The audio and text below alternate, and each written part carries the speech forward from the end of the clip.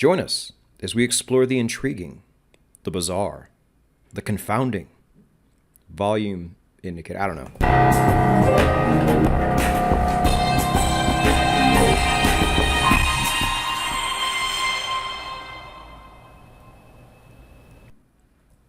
Happy Wednesday, traders. It is the Indicator Profile series, and we have the TTMS Indicator today, which stands for Trade the Market Squeeze. So this is going to be a rough combination of Keltner channel and Bollinger Bands. Oh, I thought you didn't like Bollinger Bands, VP. Well, you guys, as we know, most of your better indicators are simply derivatives and improvements of indicators that are already out there. In particular, Dirty Dozen indicators. So this should be really interesting. Let's go ahead and get into things. Before we do that, if you're new, welcome. You are at the #1 indicator channel in all of YouTube. It's always been that way. It will always be this way. But a lot of things you're going to see are not going to make a lot of sense because you have not learned this system. You need to go do that. Go to nononsenseforex.com, read the first page, watch that first video, get on your way, and get caught up. We will still be here when you're done. But for those who are already here, let's go over the specs for the TTMS indicator. The year is going to be 2004, still well within the 1996 non-threshold we like to see here on the show. Type is going to be a volume volatility indicator, as I briefly referenced on the intro. We are finding more of these. Oddly enough, 14 years into my trading career, I'm actually finding more volume volatility indicators than we were finding in the past. Which is really strange, but hey, that's a good thing because these things are highly requested. So you might start seeing these a bit more often than you have in the past. Just saying. Now, the subtype is going to be a histogram. I guess you'll see what I mean in a moment. And then for exit indicators, do not use volume volatility indicators as exit indicators. Novice traders in this system always want to. They're like, well, if volume dries up, then the trend has dried up, right? No, it has not. I know that makes sense on the surface, but it's wrong. As soon as you enter your trade, take your volume indicator off of your screen. And when you have closed the trade, put it back on. Simple as that. Let's go ahead and take a look at the TTMS indicator. And the indicator itself is actually this histogram here. A quick reminder. You guys know how we do things with volume indicators. We have to measure it against something. So we have added this 20-period SMA to the top, and that's what we measure it against.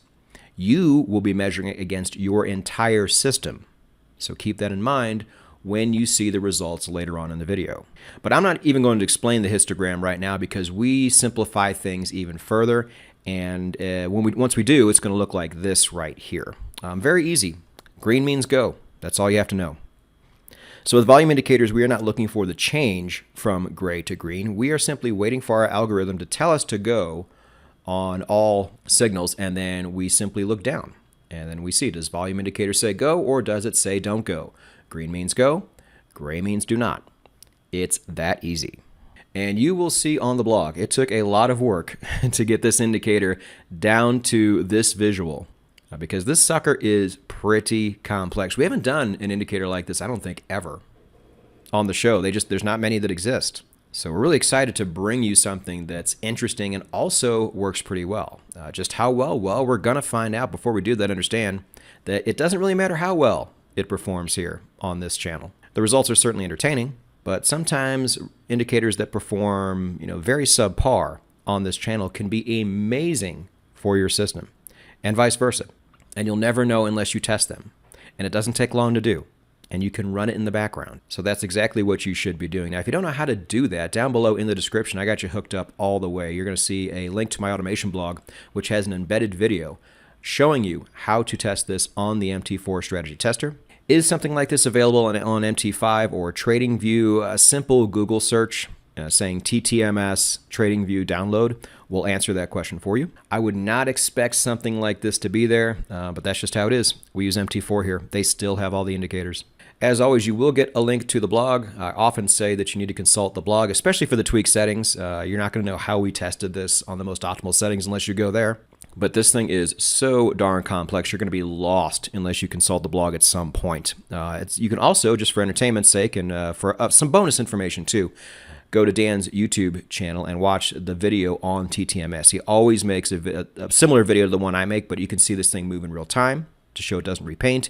You can get some bonus information, a lot of cool stuff there. If you would like to submit an indicator for profiling here, you need to send it to this email address and nowhere else. And then finally, the most popular place on all of the information superhighways, it's the indicator library, where you can download the TTMS indicator and every indicator we have done here on the Indicator Profile series. Let's go ahead and check out the results. Remember, these are simply improvements on what your system will already have. So these results may look a bit different. Although, if we go to the EURUSD, and things are a bit blurry here, sorry. I know already if you're looking at this on your mobile, it's going to be a bit more difficult. But there's so much extra information on the tweaked settings that I had a smaller picture to pull from, and when that happens, we just get blurry results. So I'll try to walk you through this the best I can. So what I'm trying to say is we have a 7% improvement on the EURUSD. Honestly, confirmation indicators right now in this environment, a good one is getting you right about 7%. So we're seeing pretty similar results between a volume indicator and a confirmation indicator. It doesn't always happen, but it does happen sometimes. On the 4-hour, very scant improvement. I wouldn't really worry about that. Moving over to gold. As gold has been, much better results. Gold traders, this is our time. At least in the past year, it has been very good with a 26.5% improvement on what our system can already give us. Over to the S&P, as we have seen with the S&P, it has not been great, but a 3.5% improvement on your system is a good improvement. This thing is worth testing.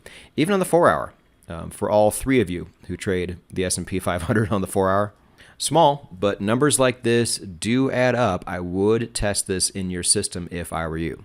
Over to Bitcoin. Bitcoin has been lackluster, but a 15.5% increase on what you're already trading. As much as Bitcoin trends, it's worth a look.